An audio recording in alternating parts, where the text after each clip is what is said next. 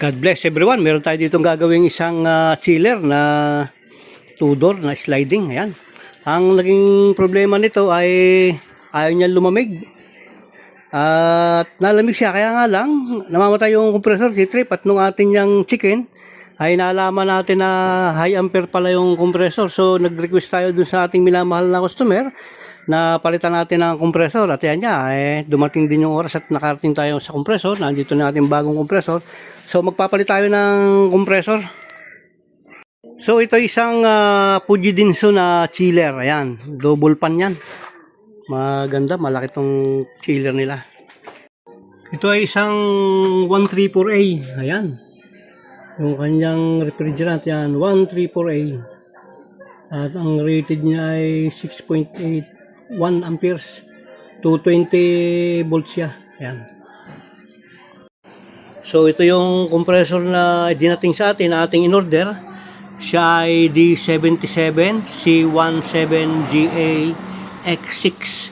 So ito po ay Matsushita na made in Japan. Yan ang ating ikakabit doon sa chiller na gagawin natin. Bali ito ay tinisting ko na. At okay, kumpleto naman yung kanyang accessories. Pero wapaanda rin uli natin. So yan, sinabitan natin siya ng ammeter at ating paanda rin. Ating hahawakan kasi igkas yan eh. So ayun, maganda, hindi siya bumubumba ng langis. At maganda yung higop niya, ayan. Ayan o, ang lakas ng vacuum niya, ayan o. Siya ay mayroong 0.4 amperes. So okay na yan, ating ipupwesto muna bago natin dalhin doon.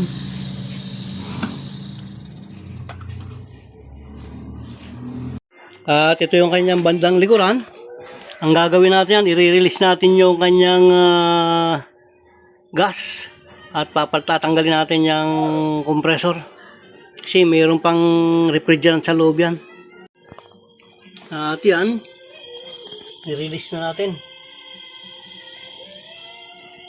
Yan yung hazing ng kanyang refrigerant na nilalabas natin.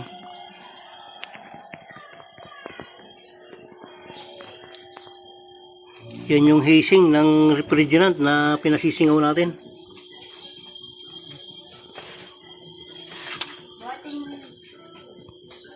Bali, conversion tayo dito kasi capacitor type yung papalitan natin. Sa atin, hindi. So, magko-convert tayo ng electrical dito. Yan. So, gamit yung ating blue torch, magpo-proceed tayo ng pag-flashing. Inuna natin flashing itong kanyang evaporator section.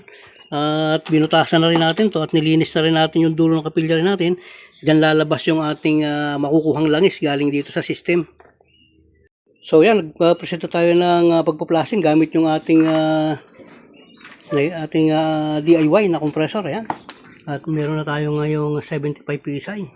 Kasama natin tong ating poging-pogi na assistant. Medyo matagal yan yung pagpa-flashing na ganyan. Kasi nga maliit na yung kanyang kapilyari. Tapos mahaba yung takbo niya. Pero kinakailangan tsagain natin yan. Kasi pag hindi natin sinagayan, kailangan may labas natin yung ating ipinasok. So palibasa ngay wala pa. Ay patuloy tayo magdadagdag ng ating ginagamit na 141B na isinali natin sa buti ng 4 kantos. Bali, pang-5 buhos natin to. Ayan, hintayin lang. Uy, tumapong pa, sayang. So, sa pagkakataong to, bibigyan natin siya ng final.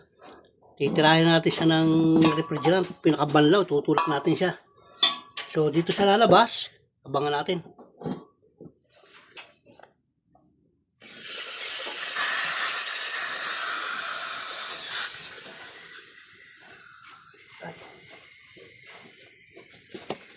Yun, sumirit na.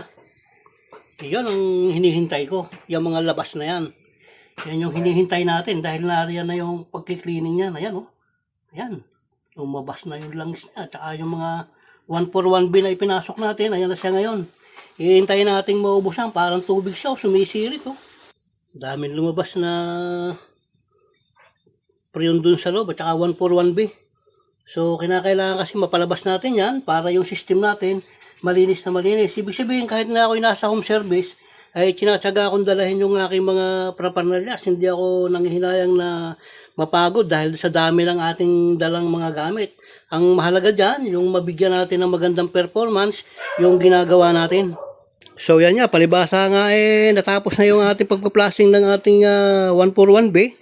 Ay babanlawan natin naman siya ng ating nitrogen. Ayan, kahit na nasa service tayo, yung aking nitrogen, hindi ko iniiwan yan kasi yan yung ating pangmalakasan at pampinali. So magpabanlaw na tayo ng nitrogen para sa final flashing natin.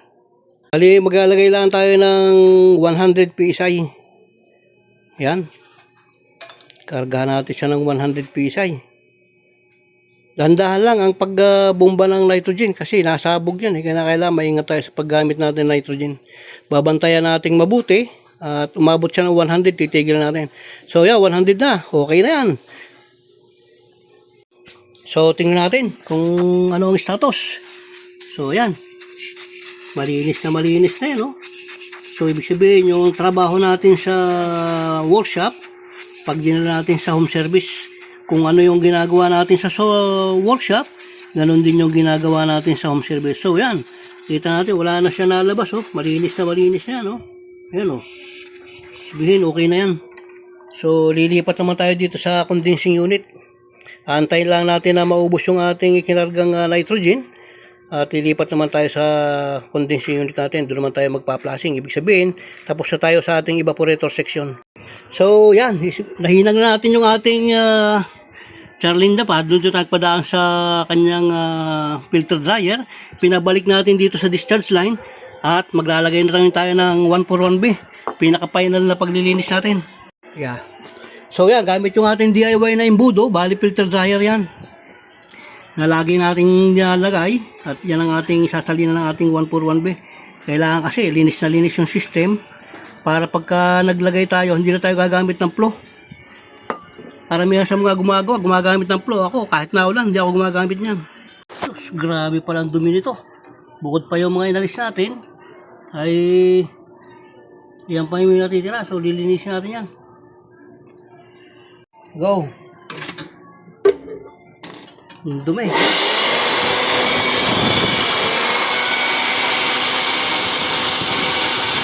So, yan, matapos na nating malinisan, ito na siya. Linis, oh. Yung mga maduming ganyan, nahihirapan ng compressor din dyan kasi nga barado, hindi siya makasipsip ng hangin. So yan, ikabit natin. Maglalagay ngayon tayo ng filter katulad ng dati. Ang ginagamit natin yung seal type. Papay tayo bago, ilalagay natin siya rito. So yan, natapos na natin yung hinang. Magpuproceed na ba tayo ng isa pang leak test para sa final leak test natin. After 2 hours, hindi nagbago yung ating leak test, so okay na yan. Magpuproceed tayo ng pag-vacuum. So yan, palibasa nga inabot tayo ng baron at luba. Hindi na natin ipinakita yung pag-vacuum. So ngayon, nagkakarga na tayo at mayroon tayong nakukuhang 9 PSI. Ayan. At ang amperahe natin ay 1.4 PSI. So obserbahan na lang natin siya kung ano ang magiging performance niya. At maganda na rin ang init ng kanyang filter dryer. So, okay na yan. So, as of now, meron tayo nakakuhang positive 26 Celsius. Ayan. So, yan. Aantayin pa nating bumaba kung ilan yung kanyang magiging atmosphere temperature dun sa kanyang loob ng chiller niya. So, maganda na ibinibigay niya lamig dito. Ayan o. Okay na yan. So yan. Magmula ng 26. Ayan na siya ngayon. 21 degrees Celsius na siya. Sabihin, mabilis yung kanyang pagbaba. So yan. Meron tayong 20 degrees Celsius. Okay. So yun na. Nasa 17 na tayo. 17 degrees Celsius. Ayan. So, yun. Meron tayong 12 degrees Celsius. Ang amperahe niya ay 1.1 amperes. Ang ganda ng amperahe niya. Ang ganda ng kanyang piinit. Pati ito. malamig yung kanyang suction line, meaning na ayos na ayos yung ating pagkakapalit ng kompresor. So yan, ipinwestro natin yung ating pang pinsop at ipipinsop natin gamit yung ating blowtorch. So check natin yung kanyang pressure kung meron, ayan. At ligtis natin katulad ng dati kung wala na siyang gula. Ayan.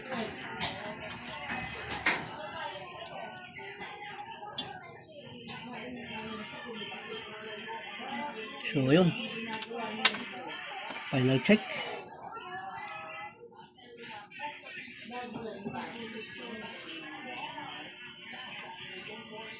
So yun, so wala siyang bula, pwede na yan.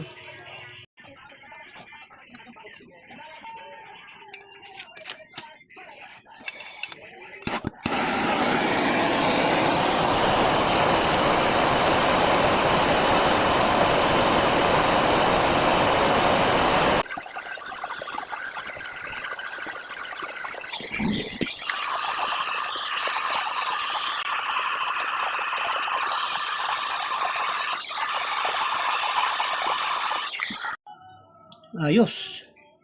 Sabay ligtas ngayon. Palalamigin muna natin dahil medyo may kainitong taglay. Yan.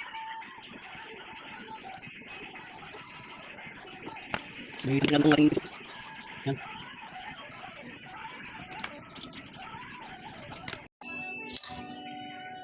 Ayos. Sabay ligtas ulit. Ayun. So ayos na yan, oh. Pinsop na yan. Sabay ligtas ulit, final. Yan.